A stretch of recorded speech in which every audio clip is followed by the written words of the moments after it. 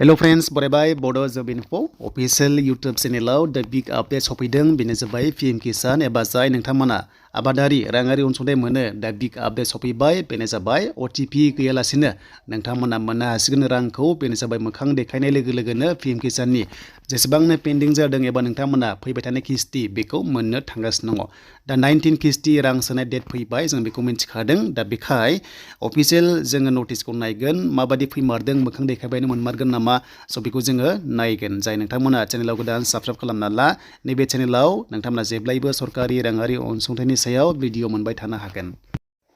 स' दायो लोगोफोर जों फैबाय PM किसाननि अफिशियेल वेबसाइटआव दा बेखौ दा बयबो मिन्थिखायो मानो होनोब्ला गोबां नायबाय थाखायो दा बे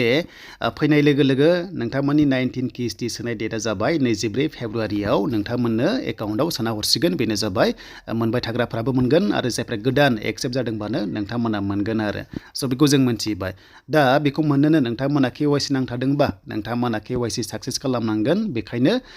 नोंथांमोना फार्स्ट किस्तिनिफ्राय दासिमबो मोनाखैबाबो KYC होबानो जाबाय आरो जायफ्रा मोनबाय थाखायो नोंथांमोना जेबो खालामनांगौनि गोनांथि गैया जुदि नोंथाङा KYC होनांगौब्ला स' मोनसे अपसन दङ बेनो जाबाय KYC होननाय मोनसे दङ बेयाव नोंथांमोना क्लिक खालामनांगोन स' बेयाव क्लिक खालामबासो KYC खौ नोंथांमोना साक्सेस खालामनो हायो आरो बे KYC खौ नोंथांमोना गाव गावनि फनावनो एबा मबाइलावनो खालामनानै लानो हायो दा जों क्लिक खालामबाय दा जोङो क्लिक खालामनाय लोगो लोगो आधार कार्ड बेसिसाव जोङो KYC होनांगौ बेखायनो नोंथांनि आधार कार्ड नाम्बारखौहाय मोनसे बक्स दङना बेयाव होनानै सार्च खालामबानो नोंनि नाम ओंखारगोन ओमफ्राय KYC खौ नोंथांमोना होनांगोन OTP थांगोन आरो बे OTP खौ भेरिफाइ खालामनाय लोगो लोगोनो नोङो KYC खौ होनो हागोन बे जाबाय सिगांनि प्रसेस दा बेयावनो खायसे प्रब्लेम जायो दा बेनि थाखायनो गोदान चेन्ज फैदों जों बेखौ नायगासिनो दङ दा KYC खौ होनो गोसोबा नोंथांमोना होबानो जाबाय थाबैनो मोनगोन किस्तिखौ आरो जुदि KYC होनो रोङाबा CSC सेन्टाराव थांनानै नोंथांमोना KYC खौ साक्सेस खालामनो हायो थ' बेखौ जों मिन्थिबाय एन्ड नेक्स्टआव नोंथाङा KYC होनाय लोगो लोगो एक्सेप्ट जादोंबा मोननो गोनां किस्तिखौ मोनगोन आरो बेखौ नायनोबा एक्सेप्ट जादों जायाखै नायनोबा मोनसे स्टेटास अपसन दङना बेयाव क्लिक खालामबाथाय नोंथांमोना स्टेटासखौ नायनो हागोन आरो दा बेखायनो जों बेयाव क्लिक खालामबाय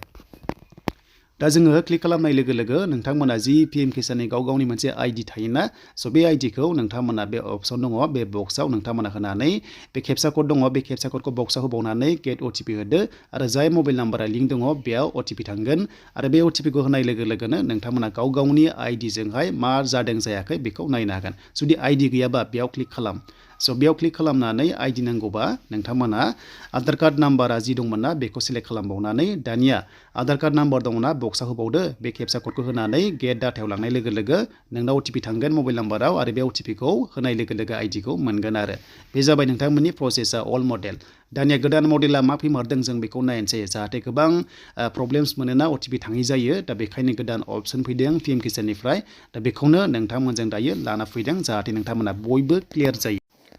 स' दानिया जोंहा फैबाय लेटेस्ट आपडेटआ बेनो जे नोंथांमोना बिना OTP बिना फिंगारप्रिन्ट नोंथांमोना KYC माने साक्सेस जासिगोन एबा रांखौहाय नोंथांमोना नेक्स्ट लेभेलाव मोनसिगोन बेनो जाबाय डिजिटेल इन्डिया नाया कदम होनना बुंदों एबा गोदान थांखि आगान बिथांमोना गोदान इनिसियेटिभ लाबाय बेनो जाबाय नोंथांमोना नेक्स्ट लेभेलनिफ्राय PM किसान पर्टेलाव डाइरेक्ट फिंगारप्रिन्ट अनगायै नोंथांमोना मोखांखौ होनाय लोगो लोगोनो KYC साक्सेस जासिगोन बेनो जाबाय फेस ID होनाय लोगो लोगो माने पर्टेलाव फेस ID फेस स्केम खालामनाय लोगो लोगो नोंखौ फट' खेबगोन डाइरेक्ट पर्टेलाव ओमफ्राय नोंथांखौ डाइरेक्ट एक्सेप्ट खालामगोन बेनो जाबाय आबादारि होननानै आरो नेक्स्ट लेभेलाव बे खामानिया जाथारसिगोन दा नोंथांमोना मोखां दिन्थिनाय लोगो लोगो एबा डाइरेक्ट अनलाइन फट' खेबजानाय लोगो लोगोनो नोंथांमोना KYC साक्सेस जागोन जे नोंथाङा नंगुबै आबादारि होननानै माने एक्सेप्ट जासिगोन आरो नाथाय नोंथांमोननि फोरमान बिलाइया बेनो जे नोंथांमोना आधार कार्ड नांथारगोन बेनिफ्राय लेन्ड सिडिं एबा हानि डकुमेन्ट्सआ हानि जिनोखि फोरमान बिलाइ बेखौ जेरै खाजोना रसिद बुङोना थ' बेखौ नोंथांमोना माने होथारनांगौ जायो दा बेनो नेक्स्ट लेभेलाव नोंथांमोना 19 किस्तिखौ 24 फेब्रुवारियाव मोननो थांगासिनो दङ